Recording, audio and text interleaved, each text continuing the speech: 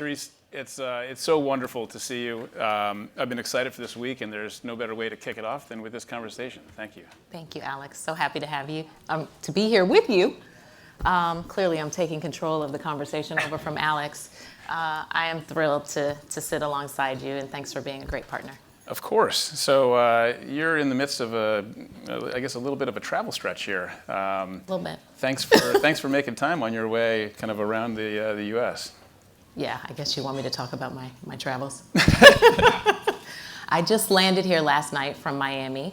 So yeah, a little bit of a travel, celebrating my birthday, which is coming up. Good for you.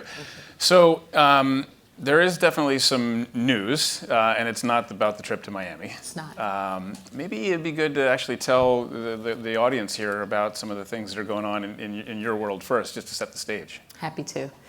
So I work for a company called Kellanova, which many of you may or may not know. It depends on how engaged you are in what's happening in food and beverage.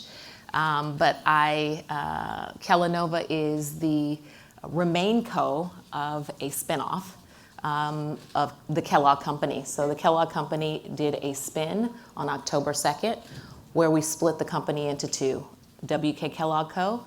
and Kellanova. Kellanova is the largest fast-growing snacks business.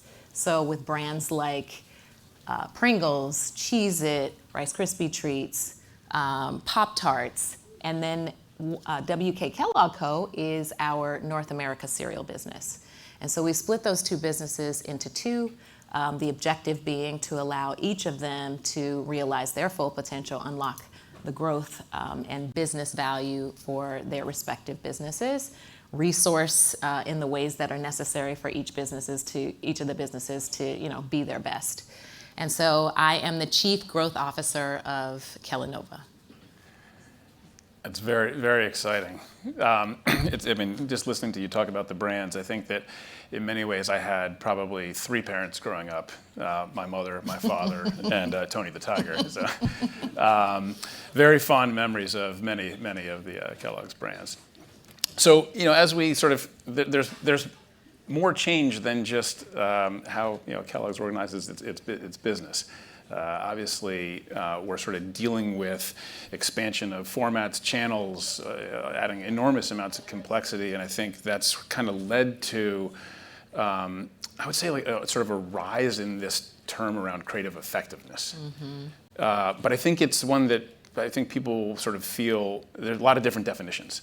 So I guess, like, what does creative effectiveness mean in your world, and what are you doing to address it? Yeah, creative effectiveness in my mind is, thinking about how my creative lands with the consumer that I'm targeting and does so in a way that drives them to take some sort of action. And it matters so much in the world today. We've done quite a bit of work prior to working with you guys to understand what role and what contribution creative effectiveness has in total effectiveness for your ad dollars. And we found that it drives almost half of total effectiveness. So imagining that, and then the rest of the pie is really small pieces. So if you think about driving total effectiveness, it means that that's the first place that we should start, like landing high quality, resonant, contextual creative that really connects with people, drives loyalty, drives purchase, drives engagement. And so to me, it is the starting point and one of the most important elements of total effectiveness. And, there's this funny saying that marketers of years ago used to say, which is that, I know that 50% of my marketing is effective. I just don't know which 50%. But what I like about digital marketing, what I like about kind of the work that we've done with you, is that we're getting closer and closer and getting more precise about which aspects of our marketing is working the hardest for us. And so I think while digital marketing is complex and it's bifurcated and siloed and there are many channels and platforms, it is helping us as marketers tell better stories about business outcomes and performance. It's It's really wonderful to hear the way you talk about the importance of creative. I mean, it seems so obvious. It does. But yet, in a lot of ways, I feel like we had like a decade or so where creative really was, or at least it felt that way to me, like it was an afterthought. All of the technology investment was on the media side, and if you looked at the entire sort of ad tech landscape, it seemed like it was all media or budget or optimization on sort of the more, what was kind of mathy side. Sure. And your point about measurement, I was speaking with our mutual friend, Antonio Lucio, a few months ago, and he made this comment where he said, if you can't measure it, it doesn't exist. That's right. And it made me think that maybe some of this now reorientation back to creative is because there are tools that are the technology is being developed, largely AI driven, that are enabling us to measure. Yeah. You guys have been sort of one of, I think, the real leaders in the industry, kind of at the cutting edge with us in terms of using scoring and measurement technologies to sort of gain visibility. Yeah. Maybe it'd be good to sort of talk about sort of how you're using some of these early scoring products and measurement and how it's impacting your business. Sure, and I'll add to that is, we've been on a bit of a journey as an organization because many of our marketers were trained in more traditional ways, and so to continue to evolve and develop their skills, it was important for us to go on this upskilling journey. So that journey started with brand building fundamentals. That's the very first course that you need to take within our company so that you understand, how do you brief an agency? What does great creative look like? How do you evaluate it? How do you communicate back to the agency, et cetera, et cetera. So that was kind of step one. But when you think about how much money, the dollars that we're spending in media and some of the platforms, we also want to make sure that our creative lands in those platforms and is fit for purpose. And so enter a VidMob tool that lovely Lauren here, has helped us to embed in our organization. And essentially what we're able to do is we've actually scored 3,000 pieces of creative. And we went into it thinking, okay, we will score this creative and we'll see 1 or 2 points of improvement in terms of, video completion rates or engagement. And we've seen 4 points of improvement. So when that creative lands in market, we are getting better at getting closer to our consumers. That's number one. Number two is we have 30,000 pieces of creative that we've put into your creative analytics tool. So whether it be for special brands like Special K or Pringles or others around the globe, we are seeing improvements there as well. And so what it does for our organization, we are a very decentralized company. The regions sort of, run their P&Ls. But what it does is it allows us to have a common language around what great looks like, what success looks like, what must be the bar that we all will kind of be looking to and measuring against, so that we can, make sure that our media and our dollars are working hard for us. So that's been a really good and important conversation for us. And then, holding our teams accountable, having a scorecard that we can all look at and learn from. One of the biggest learnings is that our calls to action are not very strong. That could be because, we don't understand what the consumer is doing when they land in a respective platform or what stage they are in their consumer journey. So getting better at, getting our calls to action is going to drive more people to purchase or to take an action. But we wouldn't have known that if we didn't have tools like this one. So now we can share our learnings, what great looks like, have a single source of truth as well, and really get to, get better and better, if you will. And this is all about continuous improvement.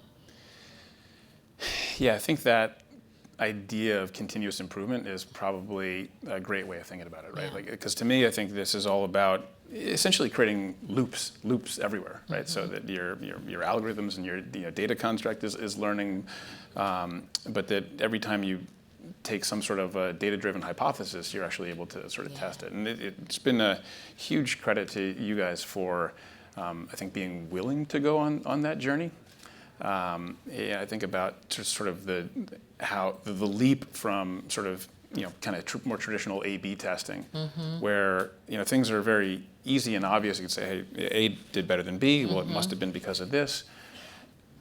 Going from there to that, 30,000 pieces of content and testing them simultaneously in, kind of like an almost ununderstandable AI system. It is a leap. But what you then get to is insights that were not possible in that more sort of like, not to, no pun intended, but serial content. No. That's parallel processing. No, I think that's a really good point because, some of the learnings is, you're looking at a piece of creative and you have a functional message and you have an emotional message. Like, which of those is going to resonate, How important is it to have human presence? How important is it to have, positive emotion? We actually saw one of our ads, I think it was Special K, that within the first 3 seconds of having both human presence and positive emotion, we saw up to 35% increase in our video completion rate. So just, that learning, it seems so obvious, but, we're all sort of creating. Yep. And there is the fun and the brief and those different aspects that go into the creative process that those sort of, that level of rigor in terms of what needs to be in what order can get lost. And so seeing that and being able to test and evaluate and iterate is really helpful. Yeah, and I guess also then once you have those systems in place, how they enable you to then learn more about your consumer and actually get to truly strategic consumer insights in the process. I think that's one of the things that's really exciting for me is that creative is not just a vehicle now to drive results. It's also a vehicle to learn about the customer and advance in other ways. So, I mean, this is obviously one specific application of AI. I'm curious, in your seat where you look at many technologies, what other uses of AI are you excited about? Yeah. I mean, we have been working as an organization for about 10 plus years. We have invested in first-party data. And we've done that because we're sold mostly in grocery stores and convenience stores where we don't actually get access to our own consumer directly. So first-party data is a great way for us to connect more deeply, understand, consumers' buying habits, their affinities, what their consumption of media, foods, all of the above. And so we have, upwards of 40 million households that we're able to understand. And so what we're trying to do is kind of create that identity graph and really get closer to segmenting our consumers across a variety of different use cases and the like. So that's one way that we're using AI is to be more personalized and to serve those messages, those offers that we know are going to resonate with consumers, to get them, to engage with a sweepstakes or to get free product or, to be entered, to win other things. So really using data that way. But we are also partnering with quite a few others beyond VidMob.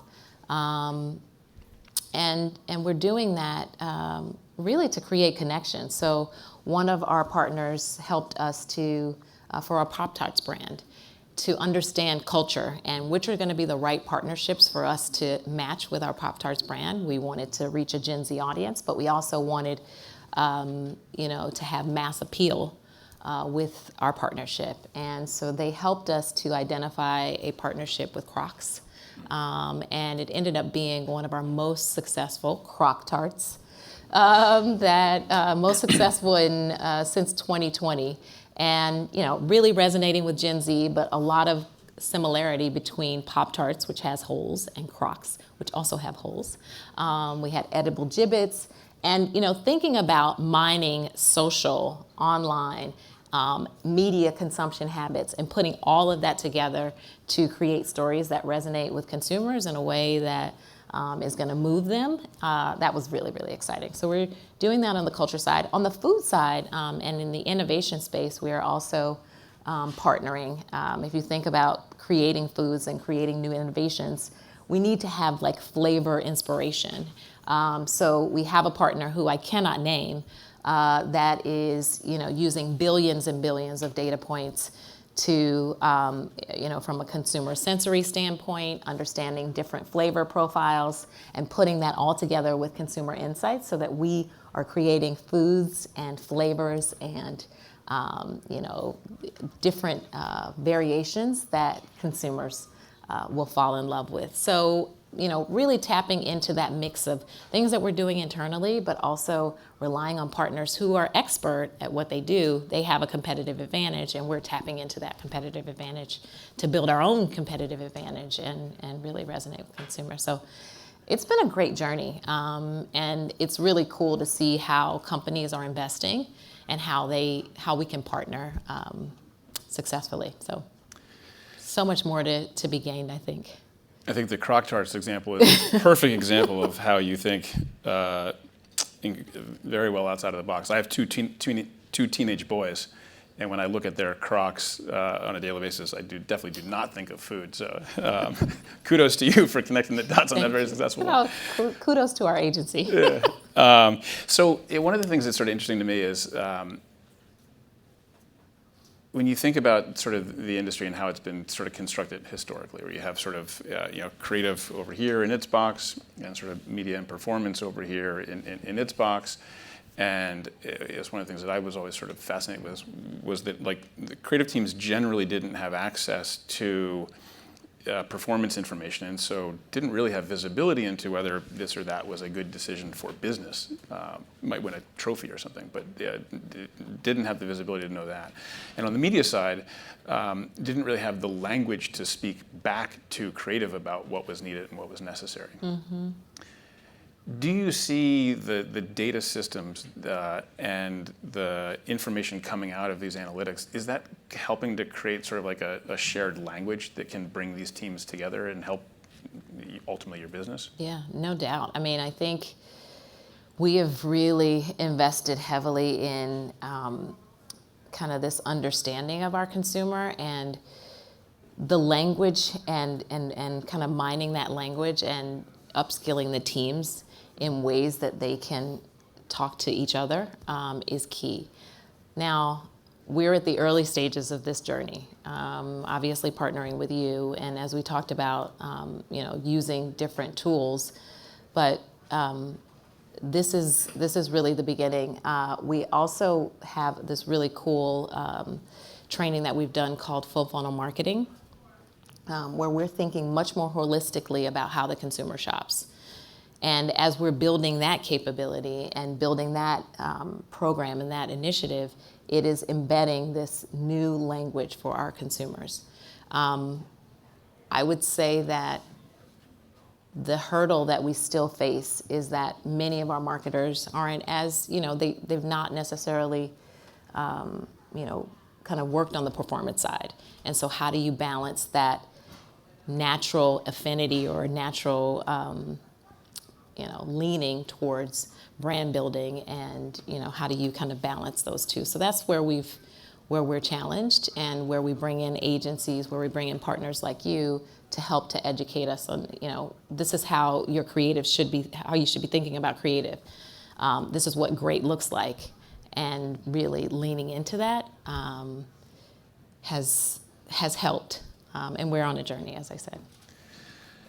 I think the journey piece is something that is probably interesting to a lot of folks, because one of the things that I see is that almost no one is not interested. There's a few extra negatives in there. Double negative. But when we speak with marketers, very rarely do we have anyone say, "No, I'm good, not interested." Where people start to have questions then is like, how do they actually operationalize this? And I know that you and I, when we actually met in California this summer, that was your point. You said, hey, we have all these successful POCs, the results are incredible, but now we need to figure out how we actually like operationalize across the whole system. Yeah. What have you had to make organizational changes, or like what have you done to actually take these kind of early successes and make it part of how you work? Yeah. Earlier I talked about a decentralized organization, which is where we have a center team, which is a globally led center team, and then we have 4 different regions. And essentially what our regions are really empowered because they control their P&Ls. They're largely empowered to kind of make their own business decisions. But with data and analytics and AI, you could think about it as like it's a learning journey. And so should every region be learning on their own? Probably not, because at the end of the day, you will end up being behind. Not sharing those learnings is like, starting over every single time. And so by putting this center team in place, we're helping to embed and create more consistency, more, tools, technology, upscaling the organization on how to think about, going on this journey of data. So about a year ago, I guess it was a year ago or a little over a year ago, my title changed from CMO to Chief Brands and Advanced Analytics Officer. And the reason was that we wanted to bring a center team to help to create more of a coordinated effort so that we could collectively learn and build our capabilities together. And I think that's been a really big step in the right direction for us as an organization. It also allows us to tell really much more meaningful and valuable stories to our leadership, so our CEO and our CFO, about how our business is performing and how we're translating, these great dollars that we're using in market and how we're driving returns on investment. So really a big step forward. Breaking down those data silos is so key. But it is, if you think about the culture of an organization and having sort of this decentralized approach, it has been a journey because it's a new way of working and collaborating and sharing, which, can be challenging as well. So if you think about, I'm the US and, I've always done this on my own and, in the ways that I want to, and now, kind of relying on this kind of center team to help shepherd and build that engagement, build that alignment, and build that, processes that will help the entire organization be successful. I feel like that title change from CMO to incorporating the analytics piece was a huge win for those of us in team analytics. So it was a signal to the organization as well that we were going from sort of data as just an enabler to data as an asset and potentially as a competitive advantage. And so I think it really has helped us to channel our resources to build talent within the organization as well. So really important step forward for us. Well, I think those types of signals are sometimes they're what need to happen. When we think about sort of AI and the pace of Sure. advance, we were speaking with folks at Amazon earlier this year, and they mentioned that they were seeing AI compute double every 3.4 months. If you think about that vis-a-vis like sort of Moore's law and sort of where we've all, it's essentially 20 to 50x the pace that we're all sort of used to seeing technology advance. And I keep thinking in my head that like almost no one is prepared. And just by sort of changing the nature of the title of one of the most important marketing executives, it seems like it really sort of puts a flag down and says, hey, we're going to be ready for the future. That's right. Which is kudos to you guys. Yeah. So in that, I know that we've surfaced a number of insights through all this analysis. Are there any that sort of stand out in your head as sort of most interesting or worthy of note? And maybe if you could touch on sort of what the impact you've seen from those.